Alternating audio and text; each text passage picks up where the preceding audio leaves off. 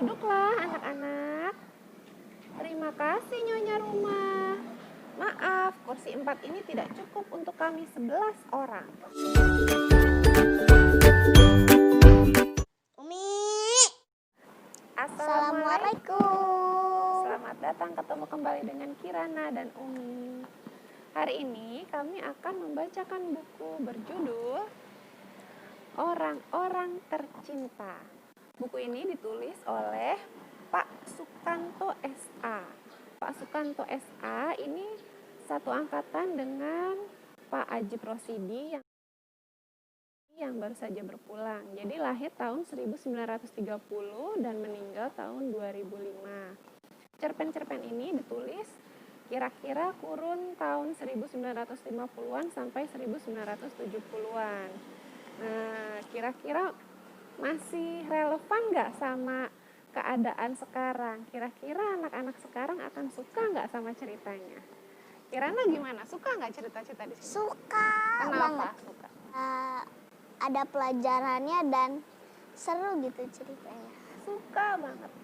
Jadi di sini ceritanya sederhana, kalimatnya pendek-pendek tapi berisi, mudah dimengerti anak-anak sih.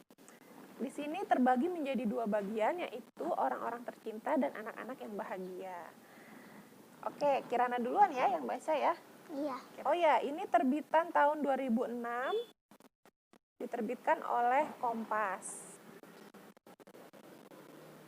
Kirana mau membaca dari bagian orang-orang tercinta. Judulnya Air Mata Kakek. Silahkan Kirana. Air mata kakek. Sore itu, kulihat kakek duduk bersandar di kursi malas, membaca surat kabar. Hal itu biasa dilakukannya tiap hari. Meskipun telah tua, kakek selalu rajin bekerja. Berkebun paling disukainya. Kalau sudah lelah, duduklah ia sambil membaca. Aku bisa mengganggunya dengan meminta uang. Kakek masih memperoleh pensiun, karena itu aku suka meminta uang. Uang pensiun itu biasanya dibelikan apa-apa untuk cucunya. Ia sendiri tak pernah membeli baju sekalipun untuknya. Nenek sudah tak ada lagi. Sore itu aku berniat meminta uang untuk membeli bola. Aku ingat benar siang tadi kakek pulang dari kas negara menerima pensiun. Aku merayap dari belakangnya. Aku hendak jalan mengejutkan kakek dengan tiba-tiba berada di dekatnya. Tapi apa yang kulihat? Dari bawah kursi aku melihat mata kakek berkaca-kaca. Ada setitik yang menetes pada surat kabar yang dibacanya. Hati-hati, aku bangkit dan berjongkok di hadapan kakek. Kakek menangis, tanyaku. Cepat sekali kakek yang terkejut itu mencoba menghapus air matanya, mencoba tersenyum. Siapa yang menangis? Katanya. Menangis adalah pekerjaanmu, bukan pekerjaanku, katanya pula. Makin melebar senyumnya. Ah, kakek nangis. Apa salahnya kalau menangis? Tanya kakek. Aku bergurau. Kalau kakek nangis, aku tak berani minta uang untuk beli bola. Lucu sekali.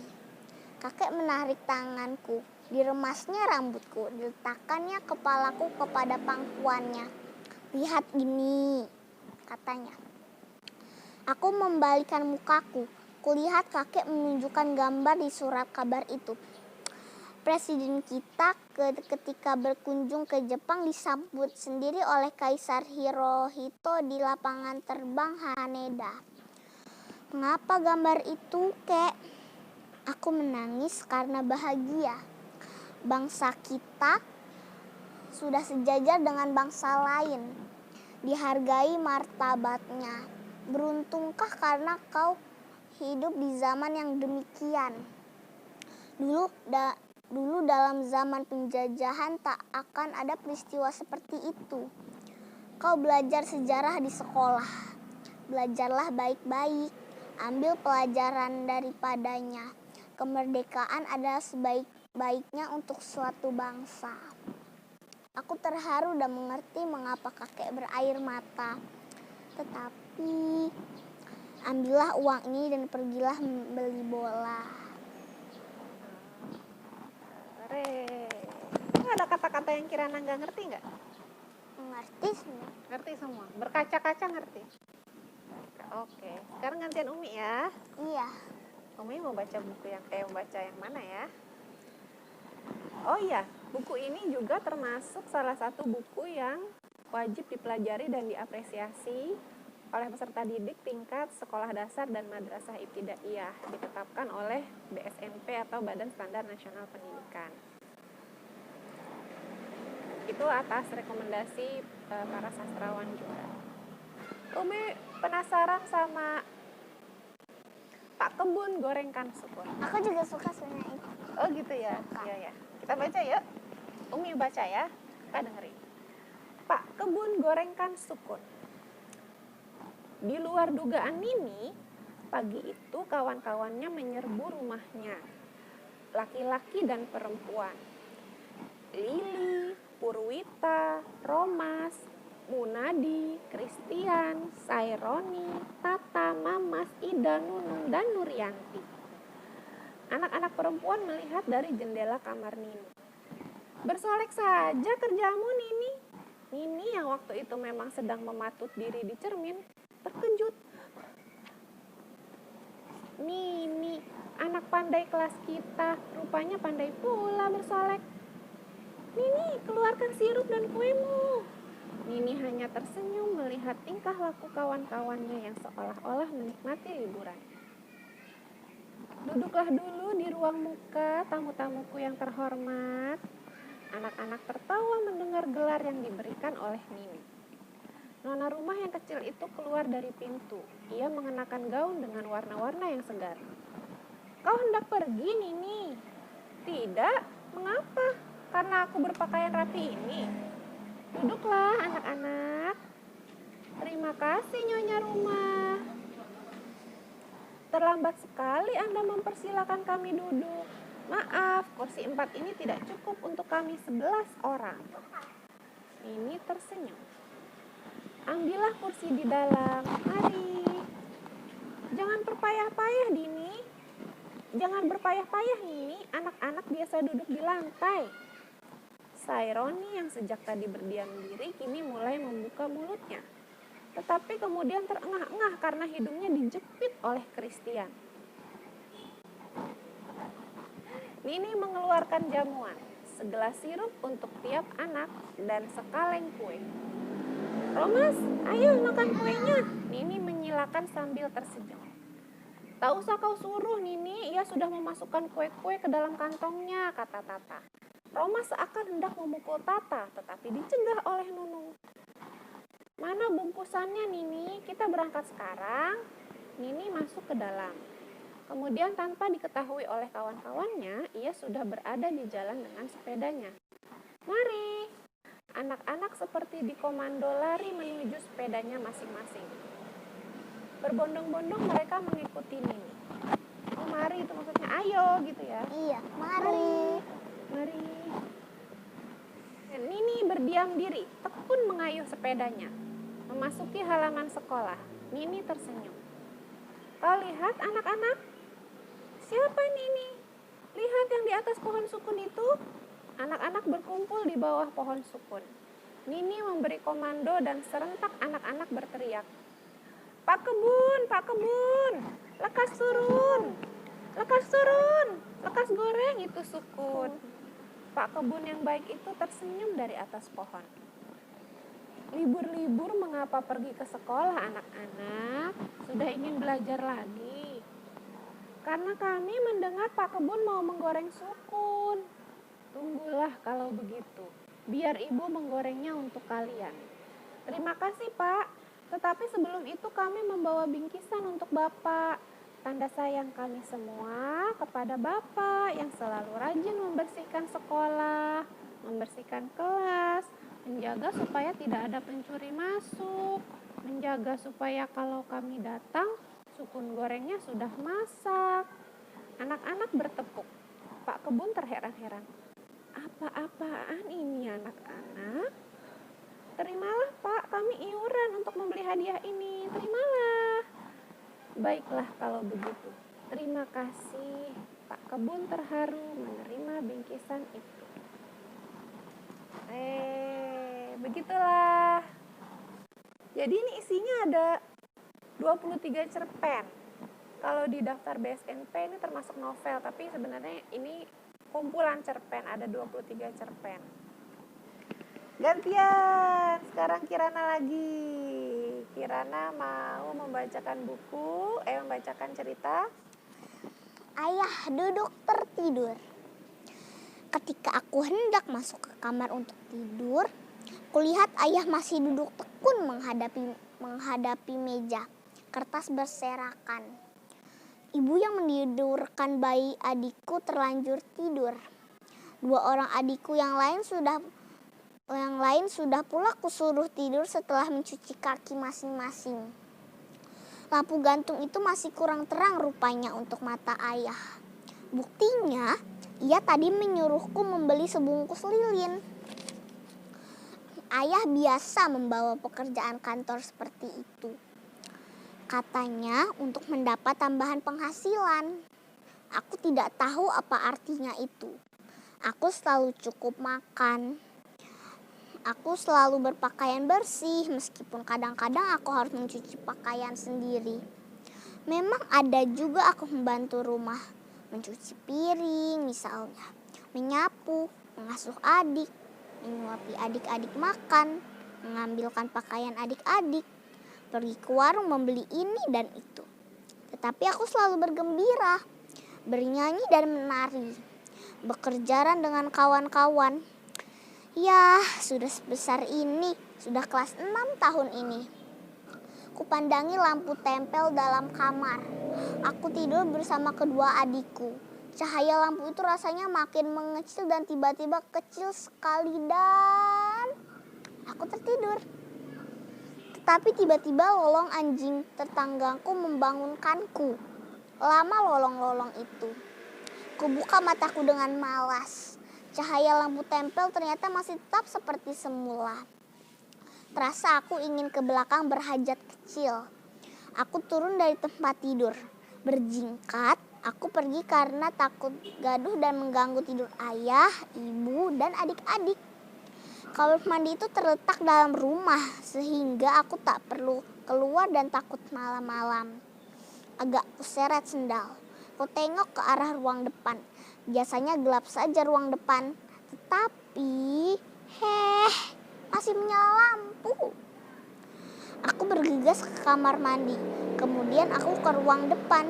Kudapati ayah tidur sambil duduk. Tangannya memegangi sarung yang dipakainya untuk berselimut. Udara malam itu memang dingin. Ayah menunduk. Matanya tampak terpejam.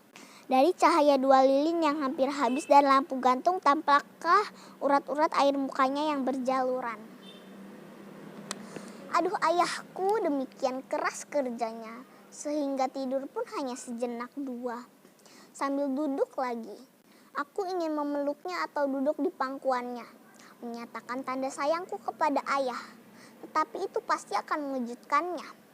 Aku bergegas ke dapur, kunyalakan kompor, kujerang air. Biar ku buatkan kopi, pikirku. Kubuka lemari makan, kujumpai nasi-nasi kering. Kerak namanya. Ayah suka sekali bila nasi itu digoreng. Aku tak tahu sudah jam berapa malam itu. Sesudah siap nasi itu kugoreng dan membuat air kopi, menghindarkan semuanya di kursi di dekat ayah, di meja. Aku takut mengenai kertas-kertas pekerjaan ayah. Ayah masih tertidur juga. Kupegang pundaknya, perlahan-lahan sekali ku pijit-pijit. Ayah terbangun dan memegang tanganku. Terpandang olehnya kopi dan goreng kerak di dekatnya. Kopi yang mengepul. Ia tersenyum kepadaku. Ditariknya tanganku, dipangkunya aku dan diciuminya. Sudah sebesar ini aku senang sekali malam itu. sore. Udah selesai? Dah. Baik banget ya anaknya ya. Mau bikinin kopi, ya mau gorengin kerak. Tahu kerak gak? Enggak, kan itu tadi bilangnya nasi kering. Iya, jadi kalau sekarang itu namanya rice crispy. Di situ ada kata-kata yang Kirana nggak ngerti nggak? Ada. Apa tuh? Sejenak dua. Sejenak dua. Kujerang. Kujerang. Jerang. Ya, memasak air tuh menjerang air. Kujerang air. Kalau air kan dijerang namanya. Kalau direbus kan dimasukin ke air. Nah, kalau air gimana? Masa air direbus gitu. Jadi istilahnya kujerang. Masak air. Kalau berhajat kecil, tahu Tahu. apa? Ya pipis. Buang air kecil. Buang air. Jadi di sini banyak istilah-istilah yang jadul yang Kirana suka nggak ngerti. Misalnya nyiru ya kayak. Nyiru. Nyiru, terus ada 2 rupiah itu berapa gitu. 10 rupiah tuh berapa? Iya, saya juga nggak ngalamin 10 rupiah itu berapa. Oke, satu lagi ya. Satu lagi kita ambil. Aduh, ini bagus-bagus semua sih. Bingung jadi milihnya. Yang aku suka orang yang mencari ilmu. Orang yang mencari ilmu. Semalam, Bus-Bus belajar hingga larut malam. Ia mencoba mengerjakan latihan ujian sebanyak mungkin. Pagi ini, ketika dari masjid di dekatnya terdengar azan subuh, ia kembali bangkit dari tidurnya. Ayah dan ibunya tampak masih tidur. Berjingkat ia ke belakang. Ia mengambil air sembayang, kemudian bersembayang. Cepat sekali karena hanya 2 rakaat. Ia kembali bertekun membalik-balik bukunya. Di pagi yang dingin itu badannya terasa hangat. Ia merasa lebih pasti lagi menghadapi ujian nanti. Selesai mengerjakan nomor terakhir, ia beranjak pergi ke jendela. Dibukanya, udaranya yang jernih masuk ke dalam kamar. Dihirupnya segar. Tetapi tiba-tiba terasa perutnya pedih, lapar. Ia ingat bahwa belajar itu memakan energi yang diperoleh dari sari-sari makanan yang dicernakan oleh pencernaan kita. Alangkah enaknya apabila pagi itu ia dapat minum teh manis yang hangat, kemudian ketan dengan kukuran kelapa. Ngerti nggak kukuran kelapa? Ukuran kelapa yang itu. Kelapanya diparut. Udara masih remang-remang. Ia ingin ke dapur menyalakan kompor sendiri. Tetapi ia merasa dikejar oleh pelajaran-pelajaran yang harus diulanginya.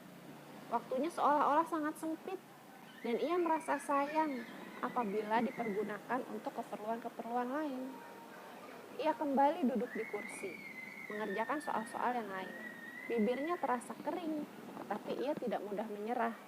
Ia belajar terus. Sampai akhirnya terdengar pintu diketuk. Bolehkah mahasiswa kita diganggu? Bus-Bus tersenyum memandang ibunya. Silakan masuk. Ibunya membuka pintu lebar-lebar. Kemudian keluar dan kembali lagi membawa penampan dengan beberapa piring dan gelas. Asap tampak mengepul. Wow, banyak bubble. Asap tampak mengepul dari piring-piring dan gelas. Lidah Bus-Bus sudah menari ketika dilihatnya ibu meletakkan teh manis dan ketan.